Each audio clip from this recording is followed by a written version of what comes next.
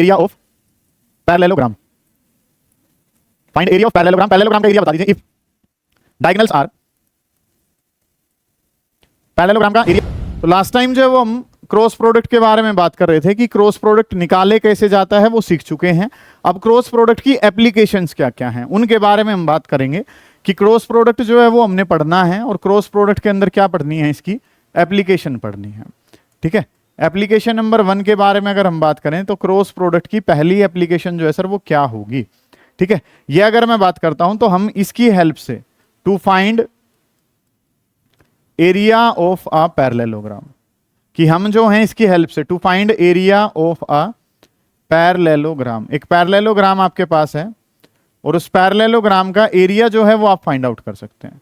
To find area of a parallelogram, एक parallelogram आपके पास है और उस पैरेललोग्राम का एरिया फाइंड आउट कर सकते हैं किसकी हेल्प से, क्रॉस प्रोडक्ट की हेल्प से। ठीक है, आपको क्या गिवन है, आपको क्रॉस प्रोडक्ट अगर पता हो तो क्रॉस प्रोडक्ट की हेल्प से आप क्या निकाल सकते हैं, एरिया ऑफ अ पैरेललोग्राम। कब, जब उस पैरेललोग्राम की क्या क्या कंडीशन आपके पास अवेलेबल हो। बात नंबर 1 अगर मैं करता हूं, पैरेललोग्राम का एरिया कब निकल सकता है सर, बात नंबर 1 ए पोर्शन में हमें दे रखा है if adjacent sides are given, अगर उस पैरेललोग्राम की एडजेसेंट साइड्स हमें पता है, if adjacent sides are given, कि उसकी हमें एडजेसेंट साइड्स जो हैं वो पता हैं, तब हम उसका एरिया निकाल सकते हैं if adjacent sides are given. और दूसरा काम जो है, दूसरी बार पैरेललोग्राम का एरिया कब निकाल सकते हैं, इफ डायगोनल्स आर गिवन, अगर उस पैरेललोग्राम के डायगोनल हमें पता है, इफ डायगोनल्स आर गिवन। ठीक है, इस तरीके से काम जो है ना सर वो हमने करना है कि एक बार की जो चीजें हैं वो क्या है, इफ डायगोनल्स आर गिवन, एक बार डायगोनल अगर पता है तो आंसर निकाल सकते हैं, अगर एडजेसेंट साइड्स जो हैं वो पता है तो आंसर निकाल सकते हैं। जैसे कि अगर मैं बात करता हूं, इस तरीके से हमारे पास ये पैरेललोग्राम है, ये जो है सर ये हमारे पास एक पैरेललोग्राम गिवन है। इस पैरेललोग्राम का एरिया निकालना है, कब निकालना है, जब उसकी एडजेसेंट साइड्स, ये वाली साइड जो है ये क्या है, ए वेक्टर, और ये वाली साइड जो है ये क्या है, बी वेक्टर। ये ए और ये बी अगर मुझे पता है तो इस पैरेललोग्राम का एरिया मैं निकाल सकता हूं। और इसका एरिया जो है सर वो कैसे निकलेगा, magnitude of A vector cross B vector, A vector cross B vector. आपके पास पहले वाला वेक्टर जो है वो क्या है, ए, दूसरे वाला वेक्टर जो है उसका नाम क्या है, बी। एक वेक्टर ए है, दूसरे वाला वेक्टर बी है। कैसे कि एक साइड जो है वो किसका काम कर रही है, ए का, दूसरे वाली साइड किसका काम कर रही है, बी का। तो आप इसका क्या निकाल दीजिए, ए क्रॉस बी, और फिर उसका क्या निकाल दीजिए, मैग्नीट्यूड। अगर आप ऐसा करते हैं तो आप इस पैरेललोग्राम का क्या निकाल सकते हैं, एरिया निकाल सकते हैं। You can find out the area, आप एरिया फाइंड आउट कर सकते हैं। कब फाइंड आउट कर सकते हैं, जब आपको एडजेसेंट साइड्स जो है वो पता है।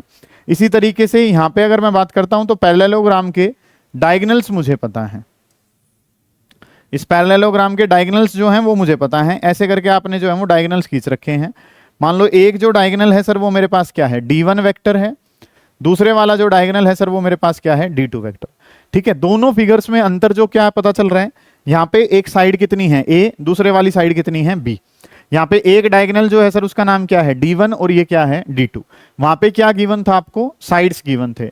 यहाँ पे आपको क्या गिवन है, डायगोनल्स गिवन है। और अगर मैं यहाँ पे एरिया बताऊंगा तो यहाँ पे जो एरिया है सर उसका फॉर्मूला हो जाएगा half of D1 vector cross D2 vector का मैग्नीट्यूड। कि अगर डायगोनल पता है तो क्रॉस प्रोडक्ट करिए, मैग्नीट्यूड निकालिए और आंसर का क्या निकाल दीजिए, हाफ कर दीजिए।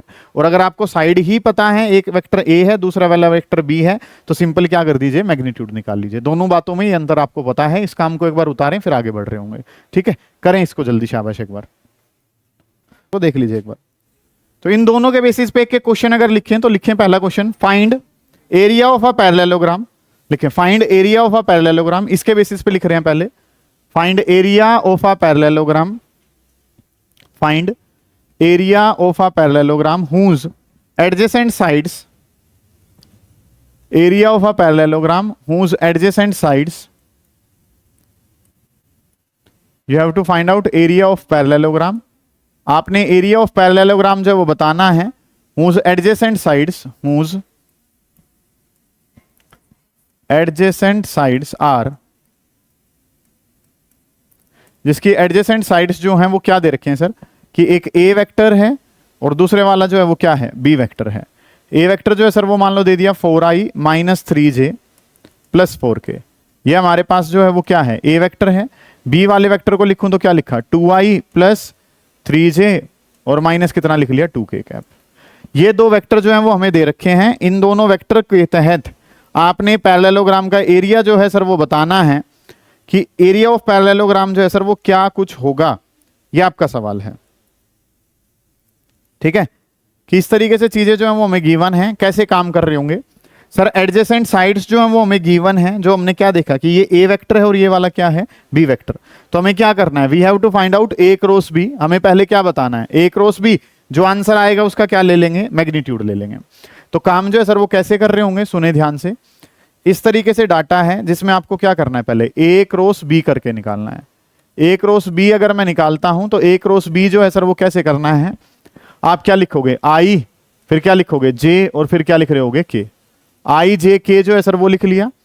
पहले नाम ए का था तो ए वाले कोफिशिएंट लिखोगे। ध्यान से समझे जिनको क्रॉस प्रोडक्ट नहीं पता है, 4 - 3 और फिर से नाम क्या आ जाएगा, 4। यहां पे लिखूंगा तो 2 3 और ये कितना हो जाएगा, माइनस का 2 मेरे पास। इस तरीके से काम करना है, सुने ध्यान से, आवाज ना करें। ए क्रॉस बी करना है तो सर क्या लिखेंगे, आई जे के लिखेंगे। ए वाले के लिए क्या है, 4 - 3 4, फिर कितना है 2 3 - 2। इस तरीके से करके लिख लिया। अब ए क्रॉस बी बेटा कैसे निकालते हैं, आई कैप लिखते हैं तो आई कैप वाले को छोड़ते हैं, इसकी मल्टीप्लाई इससे, 3 2 जा कितना हो गया 6। फॉर्मूले में क्या लगाते हैं, माइनस, फिर इसकी मल्टीप्लाई इससे करते हैं तो 4 3 जा कितना हो जाएगा 12 मेरे पास। जे कैप आपको पता है कि जे कैप सर कैसे लिखा जाता है, माइनस के साथ। जे कैप को कैसे लिखते हैं, माइनस। जे कैप को माइनस करके लिखा तो 4 2 जा कितना हो जाएगा, माइनस का 8, माइनस फॉर्मूले वाला है, और 2 4 जा दोबारा से कितना हो जाएगा 8।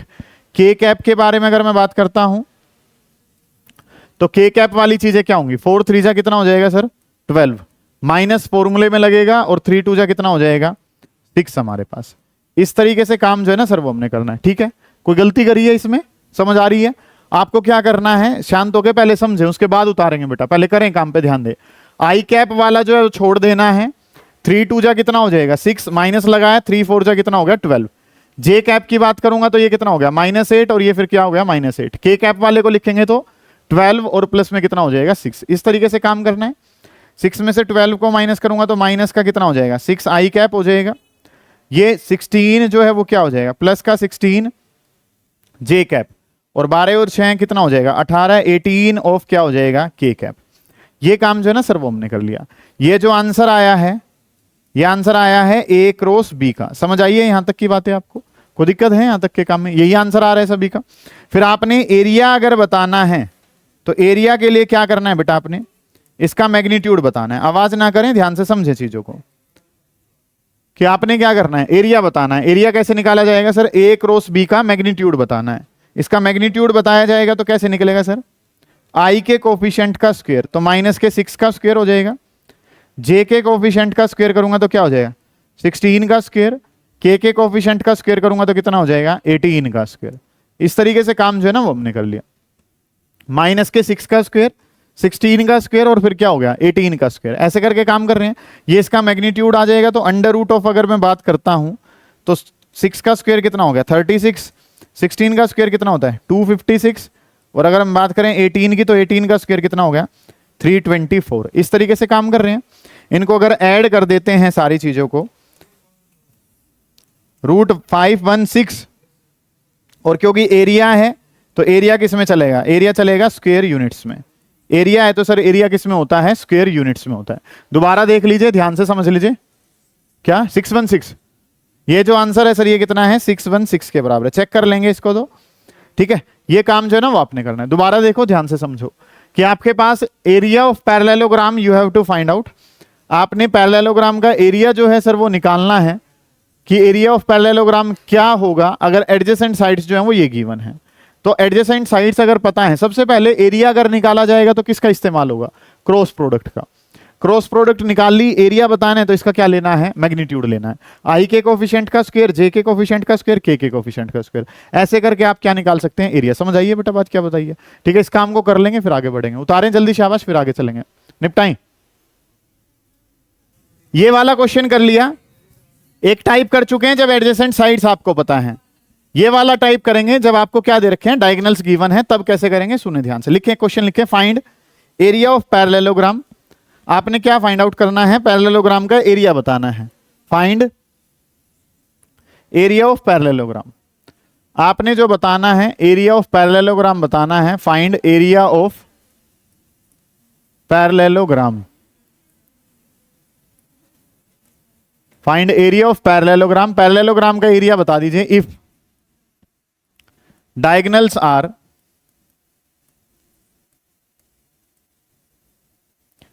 पैरेललोग्राम का एरिया बता दीजिए कब, जब डायगोनल्स जो है सर वो क्या दे रखे हैं, एक डायगोनल D1 है और दूसरे वाला डायगोनल जो है सर वो क्या है, D2 है। ठीक है, दो डायगोनल जो है वो आपको दिखा रखे हैं, मान लो कोई भी मान लो, इससे आपकी क्रॉस प्रोडक्ट की भी प्रैक्टिस हो रही है। 2i माइनस जे माइनस 3k, जिनको क्रॉस प्रोडक्ट नहीं आता है वो प्रैक्टिस कर भी लेंगे यहां से। 3i प्लस जे और प्लस कितना मान लिया, 2k मान लिया।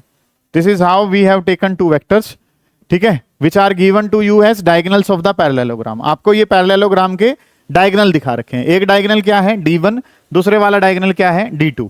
और D1 और D2 डायगोनल के लिए आपने क्या करना है, एरिया ऑफ पैरेललोग्राम बताना है।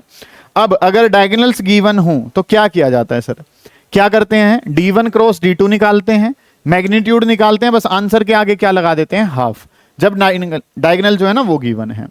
तो काम जो है वो क्या करना है सर, बेसिकली चीजें वही करनी है कि D1 क्रॉस D2, आपने जो फाइंड आउट करना है वो किसको फाइंड आउट करना है, D1 क्रॉस D2 को फाइंड आउट करना है। दोनों डायगोनल्स की क्रॉस प्रोडक्ट करनी है, जिसमें अगर मैं बात करूं तो क्या लिखा जाएगा, आई कैप, यहां पे क्या लिख दिया, जे कैप, और ये क्या लिख दिया, के कैप। आई जे के आपने लिख लिया। D1 वाले कोफिशिएंट 2 -1 और कितना है, -3। D1 वाले में बात करता हूं तो ये कोफिशिएंट कितना है, 2, फिर कितना है, -1 और फिर कितना है, -3। तो 2 -1 और -3 है। इसके लिए लिखेंगे तो ये कितना है, 3 1 और 2। जिन बच्चों को क्रॉस प्रोडक्ट नहीं आती है या जो पहली बार पढ़ रहे हैं वो बोर्ड पे ध्यान रखेंगे, और जिनको आती है वो खुद से कोशिश करेंगे। चलो जी, D1 क्रॉस D2 करना है तो सर क्या लिखना है, सुने ध्यान से, आई कैप लिखते हैं बेटा, आई कैप वाले को ढक लेते हैं, इसकी मल्टीप्लाई इससे करते हैं, -1 की मल्टीप्लाई 2 से करी तो कितना हो गया, -2। फॉर्मूले में क्या लगता है, -1 की मल्टीप्लाई -3 से करूंगा तो कितना हो जाएगा, -3 हमारे पास। जे के आगे जो है सर वो क्या लगता है, माइनस लगता है, माइनस का जे हो जाएगा, 2 2 जा कितना हो जाएगा, 4 माइनस 3 3 जा कितना हो जाएगा, -9 हमारे पास। इस तरीके से काम हो गया। के कैप के लिए बात करता हूं तो सर सुने ध्यान से कि चीजें जो है वो क्या पता है आपको, माइनस का जे वाले को ढका, 2 2 जा 4, माइनस फॉर्मूले में 3 3 जा 9 होगा। के कैप वाले को ढकता हूं तो 2 × 1 कितना हो जाएगा, 2, फॉर्मूले में माइनस है, और ये करूंगा तो कितना हो जाएगा, -3 हमारे पास। इस तरीके से चीजें जो है ना वो आपको पता है। This is how you can find out the cross product. बहुत बढ़िया बेटे, शाबाश। ठीक है, इसको अब अगर लिखते हैं तो ये प्लस का 3 -2, बोर्ड पे ध्यान दें, ये कितना हो जाएगा sir, 1i, minus minus plus हो जाएगा 13, तो माइनस का 13 जे हो जाएगा, कितना हो जाएगा, माइनस का 13 जे हो जाएगा। ये माइनस माइनस प्लस हो जाएगा, तो ये वैल्यू जो है सर वो कितनी है, 5k कैप। ये काम आपने कर लिया। ये जो वैल्यू आई है सर, ये वैल्यू जो है वो किसकी आई है, ये वैल्यू आई है D1 vector cross D2 vector.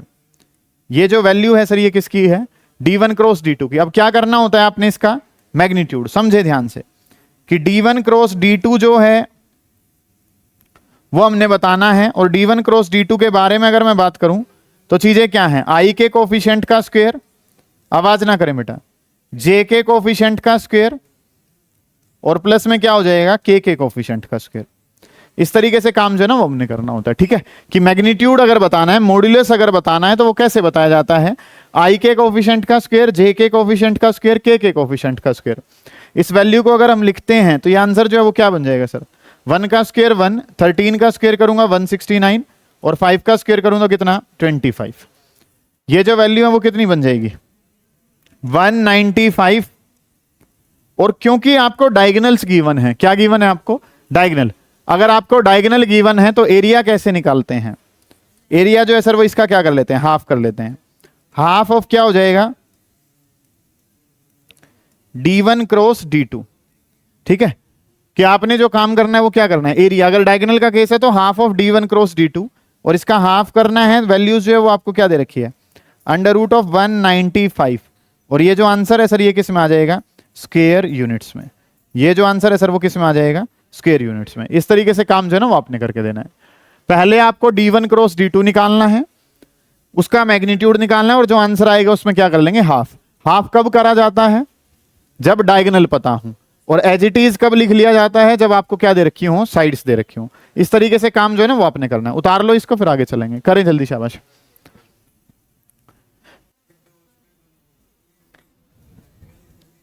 चलिए नेक्स्ट जो काम है, अब ये तो काम किसके लिए करा आपने, एरिया ऑफ पैरेललोग्राम। पहली जो एप्लीकेशन थी क्रॉस प्रोडक्ट की, पहली एप्लीकेशन क्या है कि आप एरिया ऑफ पैरेललोग्राम बता सकते हैं। दूसरी एप्लीकेशन है आप ट्राइंगल का एरिया भी बता सकते हैं।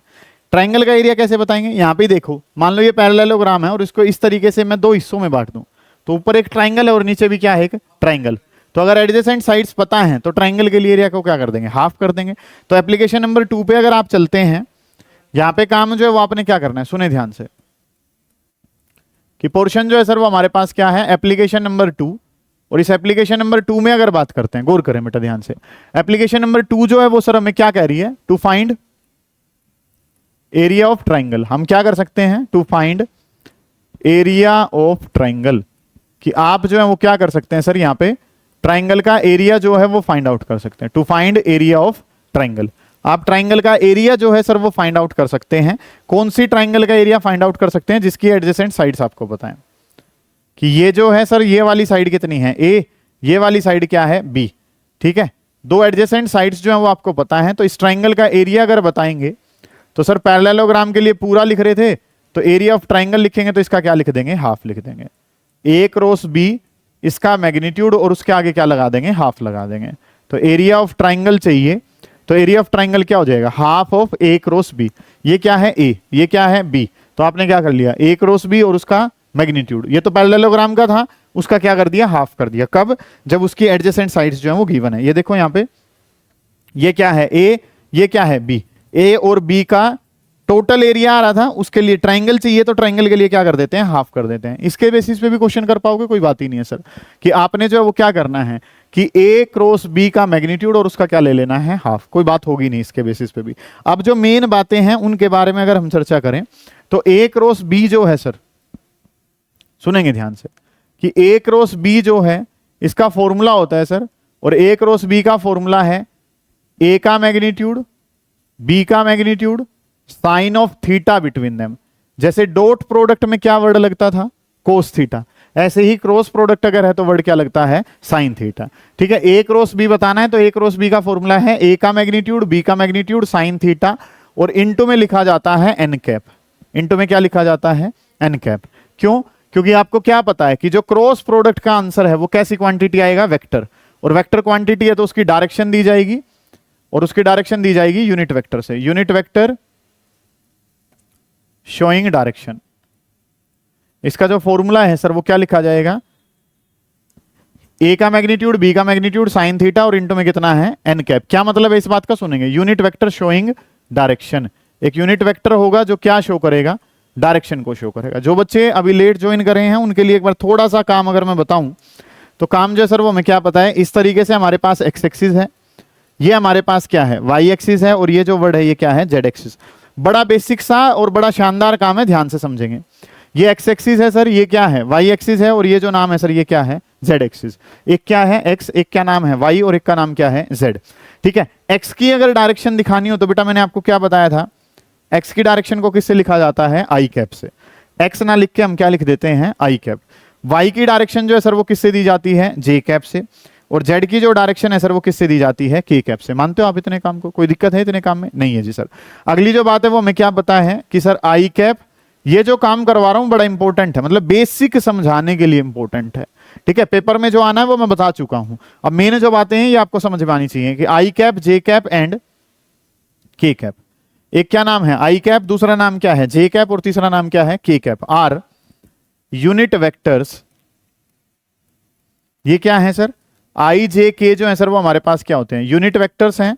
किसके अलोंग है, unit vectors along X Y and Z direction respectively, X Y and Z direction respectively. समझेंगे चीजों को ध्यान से कि क्या करवाया है, कि एक्स वाई जेड, एक्स की डायरेक्शन को कौन देता है, आई, वाई की डायरेक्शन को कौन देता है, जे, और जेड की डायरेक्शन को कौन देता है, के। कि एक्स वाई और जेड की डायरेक्शन को आई कैप, जे कैप और किससे लिखा जाता है, के कैप से। जिसके बारे में अगर मैं बात करना चाहूं तो कंसेप्ट जो है वो हमें क्या पता है, यूनिट वेक्टर। यूनिट वेक्टर का क्या मतलब है सर, आई का मैग्नीट्यूड, यूनिट का मतलब होता है 1, आई का मैग्नीट्यूड बराबर है किसके, जे के मैग्नीट्यूड के बराबर है किसके, के मैग्नीट्यूड के। और इन सब का आंसर जो है सर वो किसके बराबर है, 1 के बराबर। यूनिट वेक्टर का मतलब क्या होता है, आई जे और के का मैग्नीट्यूड कितना है, 1। जो बच्चे पुराने हैं उनको पता है, नए वाले थोड़ा सा ध्यान देंगे कि कंसेप्ट जो हमने पढ़ा क्या है। ये कार्टेशियन कोऑर्डिनेट सिस्टम हमने बनाया है, जिसमें हमें क्या पता होता है सर, हमें ये पता है कि ये एक्स एक्सिस है, ये वाई एक्सिस है, और इस तरीके से ये जो है ये हमारे पास क्या है, जेड एक्सिस है। एक्स की डायरेक्शन कहीं भी लिखनी है किससे लिखी जाती है, आई कैप से। वाई की लिखनी है किससे लिखी जाएगी, जे कैप से। और जेड की डायरेक्शन जो है सर वो किससे लिखी जाएगी, के कैप से। ये आई जे के वैल्यू जो है, आई की, जे की, के की वैल्यू तो कितनी होती है, 1। जैसे कि अगर हम पिछले सवालों में बात करें तो ये जो है 2 आई कैप लिखा है, मतलब कि 2 तो सेम ही रहेगा। आई कैप लगने का मतलब आपको इसकी डायरेक्शन पता चल गई, किसकी डायरेक्शन कहां है, एक्स के लोग। ये 1 तो -1 ही रहेगा। जे कैप का मतलब इसकी डायरेक्शन कहां है, वाई के लोग। -3 तो सेम ही रहेगा। के कैप लगने से क्या पता चल गया कि इसकी डायरेक्शन जो है वो कहां है, जेड के लोग है। तो आई जे के की डायरेक्शन एक्स वाई और कहां है, जेड में। तो आई कैप का मैग्नीट्यूड, जे कैप का मैग्नीट्यूड और के कैप का मैग्नीट्यूड, इन सब के मैग्नीट्यूड तो सर किसके बराबर ही हैं, 1 के बराबर है। हम ध्यान से समझेंगे एक बात को कि ये एन कैप जो है ना, इसको समझाने के लिए मैं ऐसा कर रहा हूं। ये जो पार्ट है ना, इसको समझाने के लिए मैं ऐसा कर रहा हूं। यूनिट वेक्टर शोइंग डायरेक्शन, और आपको क्या पता है क्रॉस प्रोडक्ट का आंसर क्या होता है, परपेंडिकुलर टू बोथ। इसका जो, ठीक है। अब अगर मैं बात करता हूं तो समझेंगे ध्यान से कि अगर मुझे क्या करना है, मुझे करना है आई कैप क्रॉस आई कैप, आई कैप क्रॉस जे कैप करना है। मुझे क्या करना है, आई कैप क्रॉस जे कैप करना है। इस वाले फॉर्मूले को अगर मुझे लगाना है और मैं इसमें अगर लगाता हूं तो आई कैप क्रॉस जे कैप अगर मैं करूं तो कोई बच्चा बताएगा कैसे करेंगे।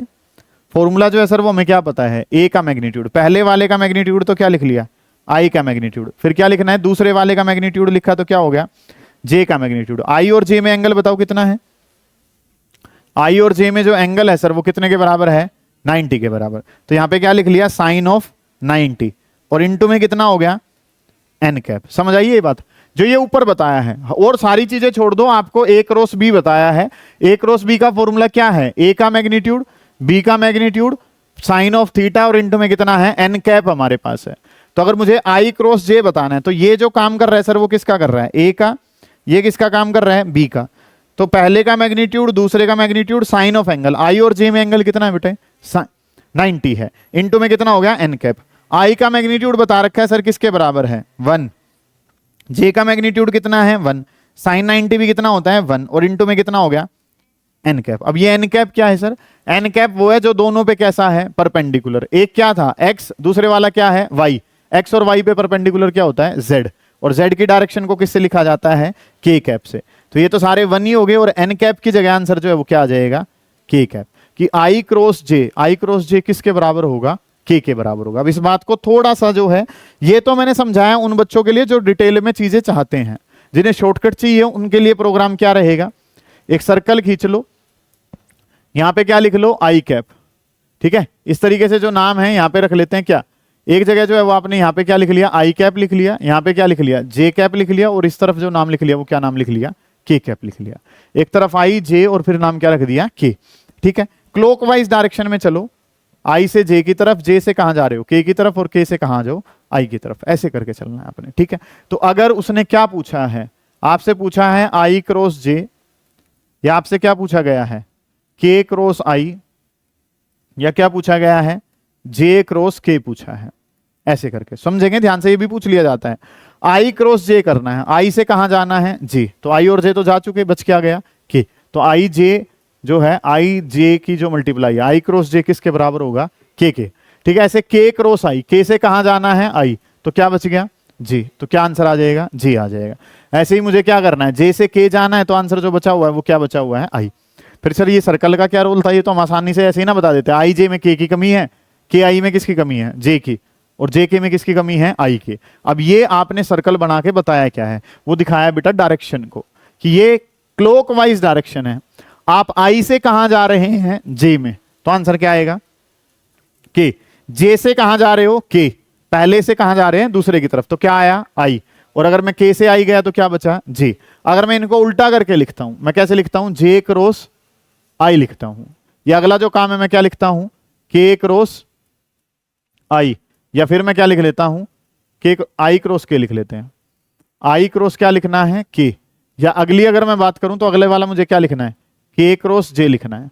मान लो मैं ऐसे करके लिख रहा हूं, ठीक है, ऐसे करके अगर लिखेंगे वंशिका तो आपको क्या पता है, जे से आई, जो आपने ये डायरेक्शन लगा रखी थी उसके कहां जा रहे हो आप, अपोजिट जा रहे हो, अपोजिट जा रहे हो, तो बचा तो क्या है, के, लेकिन वो के किसका आएगा, माइनस का। ऐसे ही अगर मैं बात करता हूं तो मुझे कहां जाना है, आई क्रॉस के करना है, इस डायरेक्शन के कहां आ रहा हूं मैं, अपोजिट आ रहा हूं, अपोजिट आ रहा हूं तो सर क्या हो जाएगा, माइनस का जी आ जाएगा।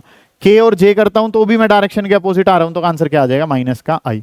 अब कुछ बच्चों का सवाल आएगा कि सर माइनस क्यों आया, डायग्राम के हिसाब से अपोजिट चल रहे हो तो क्या लगा दिया, माइनस। और कल क्या बताया था कि जो आंसर ए क्रॉस बी का होता है, बी क्रॉस ए का आंसर उसका क्या होता है, अपोजिट होता है। ये क्या है, आई जे अगर प्लस है तो अगर मैं जे आई करूंगा तो उल्टा कर दिया, उल्टा कर दिया तो आंसर में क्या लग जाता है, माइनस लग जाता है, क्योंकि ये जो प्रॉपर्टी है उल्टा सीधा यहां पे एक समान नहीं होता। देखो आई जे किसके बराबर है, के, तो जे आई जो है वो क्या है, माइनस का के। हमें क्या पता है, ये बातें हमने पहले भी जान ली हैं कि ए क्रॉस बी किसके बराबर नहीं होता, बी क्रॉस ए के बराबर नहीं होता, ठीक है। या और अच्छे शब्दों में अगर हम बात करें, समझे बेटा ध्यान से, तो ए क्रॉस बी किसके बराबर होता है, ए क्रॉस बी बराबर होता है किसके, minus of B cross A. देखो ये आंसर के था तो यहां पे आंसर क्या आ रहा है, माइनस का के, उसके माइनस के बराबर, ठीक है। तो इस वाले रूल को यहां पे उल्टा सीधा एक समान नहीं होता है, उसके अपोजिट के बराबर होता है, इसलिए इस वाले रूल को जो हम कहते हैं, क्या कहते हैं, एंटी कम्यूटेटिव रूल। क्या कहा जाता है सर, ये कम्यूटेटिव, कम्यूटेटिव का क्या मतलब है, उल्टा सीधा एक समान, यहां पे समान नहीं है, अपोजिट है, इस वजह से वर्ड क्या लगा हुआ है, एंटी कम्यूटेटिव। ओके, ये बात। तो अगली जो बात है बेटा, अगर मैं एक सवाल पूछूं कि व्हाट इज एंगल बिटवीन, ये सवाल पूछा गया आपके कंपटीशन में कि व्हाट इज एंगल बिटवीन, आपने एंगल बताना है, एंगल बता दीजिए किसके बीच में, A cross B and B cross A. जो ए क्रॉस बी का आंसर आया है और जो बी क्रॉस ए का आंसर है, उनके बीच में कितना एंगल होगा, ये आपका सवाल है। तो क्या एंगल होगा, what is angle between A cross B and B cross A, बताएं सर। बेसिक सा सवाल है, बोर्ड पे ही लिखा हुआ है आंसर। ए क्रॉस बी और बी क्रॉस ए में क्या आंसर होगा, ये जो आंसर है के कैप, के कैप कहां होगा, बाहर की तरफ। अगले वाला आंसर जो है वो कितना है, माइनस के, माइनस के का मतलब अंदर की तरफ, अंदर और बाहर में कितने का एंगल, 180 डिग्री का एंगल होगा, ठीक है। बेसिक सा एग्जांपल आप ले सकते हैं कि सर हमने जब इसको ए और इसको बी माना तो आंसर क्या था, के, उल्टा करा तो आंसर क्या आया, माइनस के। ये जो के कैप है, के कैप का क्या मतलब है, प्लस की जेड डायरेक्शन, और माइनस के कैप का क्या मतलब है, माइनस की जेड डायरेक्शन। प्लस जेड में और माइनस जेड में क्या अंतर है, 180 डिग्री के एंगल का है। या आप इससे नहीं समझ पा रहे तो इससे देखो, जे कैप का क्या मतलब है, प्लस वाई, और ये जो माइनस जे है सर इसका मतलब क्या है, माइनस वाई, ठीक है। ऊपर जो है वो क्या है, प्लस वाई है, और नीचे जो है वो क्या है, माइनस वाई। तो ऊपर और नीचे में एंगल जो बनेगा सर वो कितने का बनेगा, 180 डिग्री। तो इनके बीच में जो एंगल होगा सर वो कितने का होगा, 180 डिग्री। और 180 डिग्री को रेडियन में लिखना है तो हम किससे लिखते हैं, पाई से। किससे लिख दिया जाता है, पाई। पाई का मतलब क्या होता है, 180 डिग्री होता है, ठीक है। ये बात जो है वो आपको समझ में आई है, मैंने क्या बताई है इस पेज पे, ठीक है। ये बेसिक कंसेप्ट्स हैं। क्रॉस प्रोडक्ट करना एक अलग पार्ट है, आंसर कैसे आते हैं वो एक अलग पार्ट है। समझेंगे ध्यान से कि चीजें जो है वो आपने करनी क्या है। ए क्रॉस बी का जो आंसर है सर, इतना तो आंसर क्या रहता है, ये जो पोर्शन है ये तो क्या है, स्केलर वाला है, साथ में क्या देनी पड़ेगी, डायरेक्शन।